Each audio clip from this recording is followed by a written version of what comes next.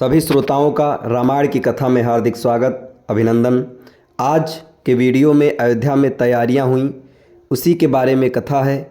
मिथिलापुरी से कैसे विवाह के पश्चात मुनि विश्वामित्र जी के साथ भगवान राम लक्ष्मण सीता माता को लेकर अयोध्या में पधारते हैं, उसी की कहानी को बढ़ते हैं आगे की तरफ।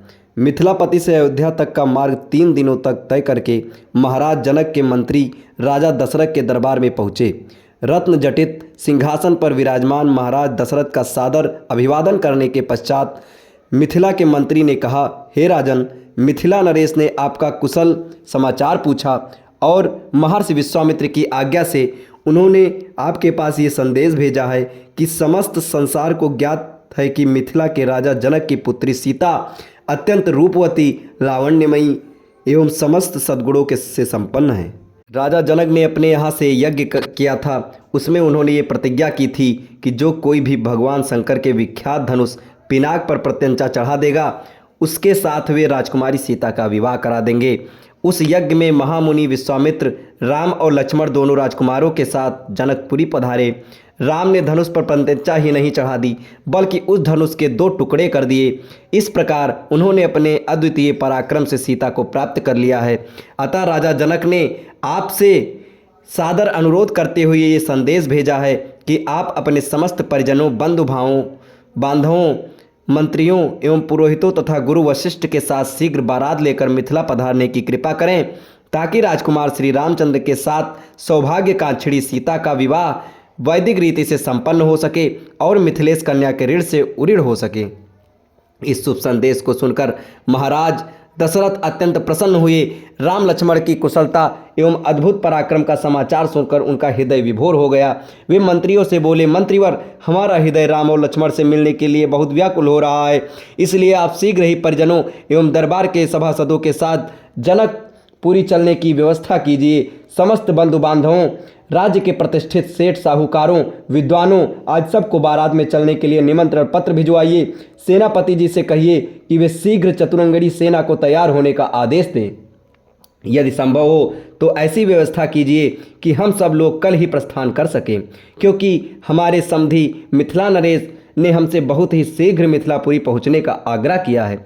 साथ ही परम पूज्य राजगुरु वशिष्ठ जी, वामदेव, जाबाली, कश्यप, मार्कंडेय, महर्षि कात्यायन आदि ऋषि मुनियों से भी यही प्रार्थना करें कि वे कल प्रातःकाल ही हम लोगों के चलने से पहले ही जनकपुरी के लिए प्रस्थान कर जाएं। इस बीच में हम तीनों महारानियों को ये शुभ समाचार देने के लिए जाते हैं। इतना कहकर राजा दशरथ ने मंत्रियों को आदेश दिया कि वे मिथिला से आए हुए अतिथियों का उचित सत्कार करें और उनके खान पान, ठहरने आदि का समुचित प्रबंध करें। इसके पश्चात वे स्वयं राजप्रसाद के अंतापुर में पहुँचे और तीनों रानियों को बुलाकर ये शुभ संवाद सुनाया। शीघ्र ये समाचार संपूर्ण अयोध्या नगरी में फैल गया। घर घर में मंगल गान होने लगे, नृत्य संगीत का आयोजन होने लगा।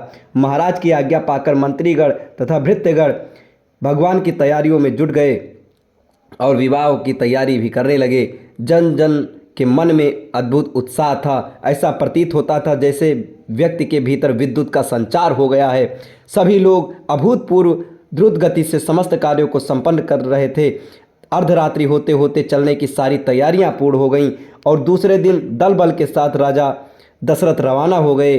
4 दिनों तक चलने के पश्चात बारात मिथिलापुरी पहुंची। ये ज्ञात होते ही कि अयोध्या नरेश ऋषि मुनियों, मंत्रियों, परिजनों एवं अपनी संपूर्ण मंडली के साथ नगर के निकट आ पहुँचे हैं।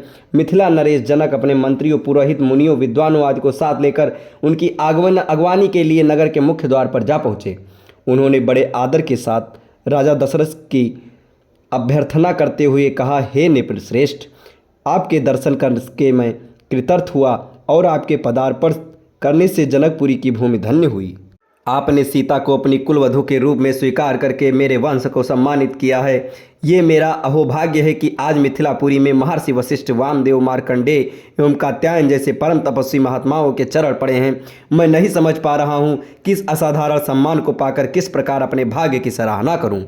इस प्रकार समस्त आगत महानुभावों का सत्कार करके महाराज दशरथ को उनके साथ आए हुए ऋषि मुनियों, बंधु बांधवों, मंत्रियों, सैनिकों को जनवासे में ठहराने की उचित व्यवस्था की। जनवासे में राजा दशरथ बहुत देर तक मुनि विश्वामित्र और अपने दोनों पुत्रों के साथ बैठे हुए उनके कृत्यों और पराक्रम का विवरण सुनते रहे। इस विवरण को सुनकर कभी वे आनंद से रोमांचित हो जाते, कभी आश्चर्य से दांतों तले उंगली दबाने लगते और कभी प्रशंसा से अपने राजकुमारों की पीठ थपथपाने लगते।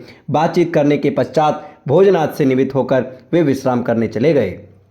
हम मिथिलापुरी में कैसे माता सीता को विदाई के बाद राजा दशरथ के यहाँ अयोध्या में लेकर आया गया, आपको अगले वीडियो में बताया जाएगा। तब तक हमारे साथ बने रहें। धन्यवाद।